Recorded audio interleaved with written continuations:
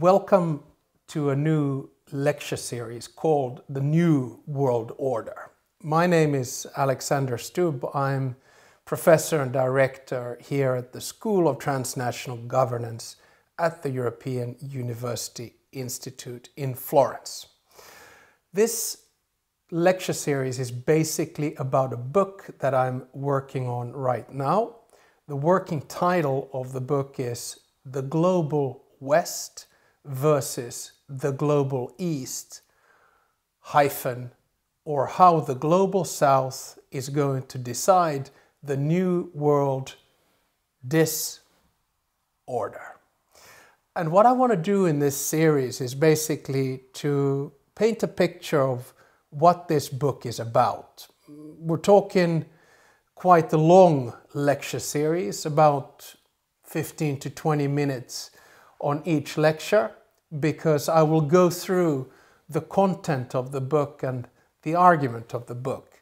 And of course, my aim is for this to be an interactive series in the sense that I would really appreciate your feedback as we go along. Now, in this first lecture, I will just give you the contours or the table of content and the basic idea of the book before I then start the actual lecture series with an introduction, with the 9 chapters and with a conclusion. But just to give you an idea, the basic thought about writing a book, it is my 20th book, came about 2020. And the idea was that I was going to write something about global politics and tech. I actually went as far as to write a 60-page outline of a book which was called Digital Democracy or Digital Dictatorship. But of course, then came COVID, then came the war in Ukraine, and I think pretty much a shake-up of the whole world order, and I had to go back to the drawing board. Now, I'll begin today by just giving you the table of content and some ideas from the preface so that you get a sense of what this book about the New World Disorder is all about. So the table of content, I go, with my traditional 3 points, I guess. So I begin with a preface, then there's an introduction, and then the book has 3 parts, and each part has 3 chapters. The first part is the order of power. The second part is the balance of power. And the third part is the dynamics of power. So under the first part, order of power, I have 3 chapters. Chapter 1 is called From Order to Disorder. So that basically describes the transition from the bipolar Cold War to the unipolar moment of the early post-Cold War era. Then chapter 2 is called From Disorder to Disruption. So this is basically the slow slide starting with 9/11 and then culminating in February 2024 when Russia attacks Ukraine. And it shows how we went from the bipolar world of the Cold War, the unipolar world of the early post-Cold War, to a multipolar world, basically of disorder, which was disrupted by the attack of Russia on Ukraine. The third chapter is called From Disruption to Indigestion. And in this one, I pretty much go through the history of multilateral institutions. You won't believe how many there are and how they have developed actually all the way since World War II. So this is basically, this first part of the book, the first 3 chapters, is looking at the order of power, how it has oscillated between the West and the East and the South. The second part of the book is called The Balance of Power. And the balance of power also has 3 chapters, chapters 4, 5, and 6. The first one is about the global West. In other words, the European Union, the United States, other European countries, and allies such as Japan, Australia, New Zealand, South Korea. Roughly speaking, a quarter of the world's countries who essentially believe in a system of governments which is based on liberal democracy, social market economy, and globalization. They are the rule setters, pretty much, of the post-World War II era. On the other side, chapter 5 is about the global East. And the global East I defined as China, Russia, and a number of countries that more or less support these two big players. They, of course, want to disrupt the current world order. They don't believe in the liberal world order. They want to change the norms on the basis of which the order has been set. And the third chapter in this second part is chapter 6, called the Global South. And the Global South I define very broadly as basically most of Asia led by India, the Middle East led by, and the Gulf region led by Saudi Arabia, Africa led by South Africa and Nigeria, or Latin America led by Brazil. I'll of course explain why I use this categorization, but here we're talking about 120, 125 countries. The big thesis of the book, which I'll come back to in the introduction, is to say that there is a power struggle ongoing between the global West and the global East. And my argument is that it is the global South that's going to decide the direction in which the pendulum will swing in this world of disorder. Finally, the third part of the book is chapters 7, 8, and 9. The first one is about competition, the second one is about conflict, and the third one is about cooperation. And in these chapters, I go through the new instruments of competition. I go through the new instruments and potentials of conflict, both local, regional, and global conflict. And then finally, I look at the new instruments of cooperation and the global goods that really the world needs to cooperate on if we want to survive, climate change and technology as examples.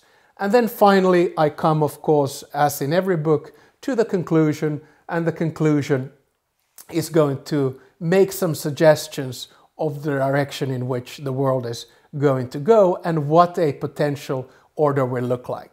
My big argument here is that we now have come to a point where we've gone through, we are at the end of the post-Cold War era. It is over, and the disruption point was the 24th of February 2022 when Russia attacked Ukraine. And now we're looking basically at a decade of tension between the global West, the global East, and the global South. And we don't know exactly how it's going to end, but it is going to define the rest of the century. Still in this first lecture on the book and on the New World Order, I want to say a couple of words about how I frame it in a preface. You should know that every chapter starts and ends with an anecdote from the past. Because for me, you see, this book is not really an academic book as such. It's somewhere between, the academic world and a biography and a worldview, if you will. And of course, as you've noticed from my lectures, I'm a prisoner of the West. I've been born and raised in Finland, up in the Nordics. I've studied in the US and in France and in Belgium and the UK. And I've worked most of my life in Europe. So obviously my identity is very Western. But I also want to bring out sort of the personal perspective in this book. So every chapter starts, with a little story. I'll just give you an example from the preface. Starts like this: Autumn 2014. I remember it as if it was yesterday. Probably the darkest period in my political career. I've been Prime Minister for 6 months. Elections looming. The opinion polls are against me. Shitstorms all over the place. My Finance Minister, chairman of our coalition partner, is playing games to no ends. His aim is to make me look bad, and I do. The Finnish media slams me around the clock. Things are not going my way. It feels like one of those end-of-career moments. I go to another European summit, my only escape from domestic politics. I sit next to Angela Merkel, legendary Chancellor of Germany. I ask her what she does when things are not going her way. She gives me a reassuring look. Quote, "You need to do 2 things, Alex. Don't read anything that's written about you in the media and go out on the campaign trail with your own." End of quote. I take her advice and start to recover. We do not win the 2015 elections, but do much better than expected.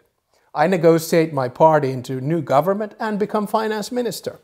In the summer of 2015, I look at my predecessor on the benches of opposition and cannot help feeling that in politics you get pretty much what you deserve.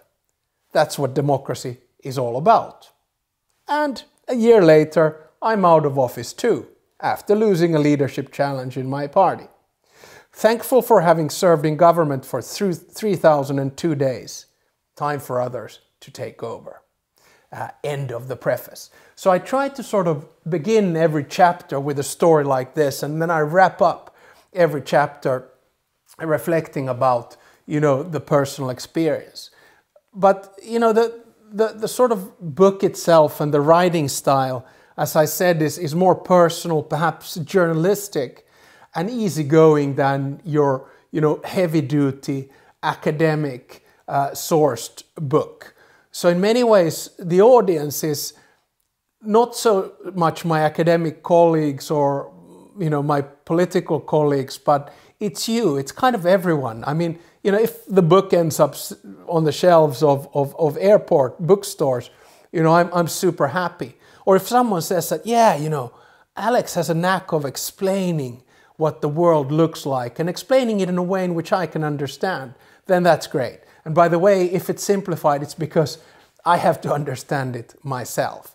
So in the preface, I talk about why being Prime Minister is both the best and the worst job in the world.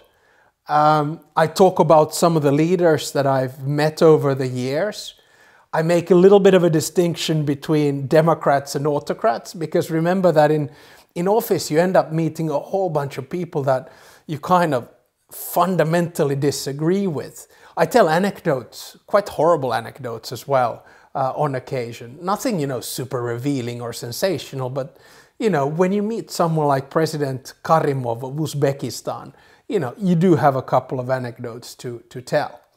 Now, the book is also about the interdependence between theory and practice. So here you can see the identity thing. So I firmly believe that it's really good to frame whatever you're writing into some kind of a conceptual or theoretical framework, a bigger picture that explains the world. At the same time, it's really good if you can kind of back it up with personal anecdotes and evidence and practice, because there is a big discrepancy between theory and practice. I also go back to the classic that we human beings have a tendency to over-rationalize the past. In other words, think that things happen a certain way and explain it. We over-dramatize the present. We sort of get really het up about everything that's going on today or happened yesterday or tomorrow. And when we do these things, over-rationalize the past, over-dramatize the present, we underestimate the future. So I try to say in the preface that I'll try to avoid falling into these traps, but the truth is that, of course, in this book, I over-rationalize and simplify the past. And of course, I have to over-dramatize a little bit because, every good story has to have a little bit of extra action on it. But I will not underestimate the future. I'll try at least to look at the prism of the future. As I said, the thesis is very much global West versus global East, and the world being decided by the global South, and I'll explain why. And the other big theme in the book is also, we have a choice. Are we going to compete? Are we going to go into conflict? Or are we going to cooperate? And of course, the world is such that we will do all three. There'll be some competition in economics, politics, and technology. There'll be some conflict, local, even regional, hopefully not global. And we will need some cooperation. It's just a question of how we organize the cooperation. I'll finish off this first lecture by saying that the undercurrent of the book is essentially optimistic. It's part of my basic nature. It's the experiences that I've had in life, and it's a lot of the literature that I read. So my basic thesis is very much, if you don't know what the world is going to look like tomorrow, presume that it's going to look better than yesterday. Because I do think that if you look at the big historical arch in global politics, the narrative with all the horrific tragedies around, with deaths and wars and violence, is still on the positive side. Mankind has a tendency to overcome adversity and then change and adapt to a new situation. So, the working title of the book is The Global West versus the Global East, or How the Global South is going to decide the next world disorder. I hope you will enjoy the series, and let's begin with the introduction in the next lecture. Thank you very much for listening to the first part.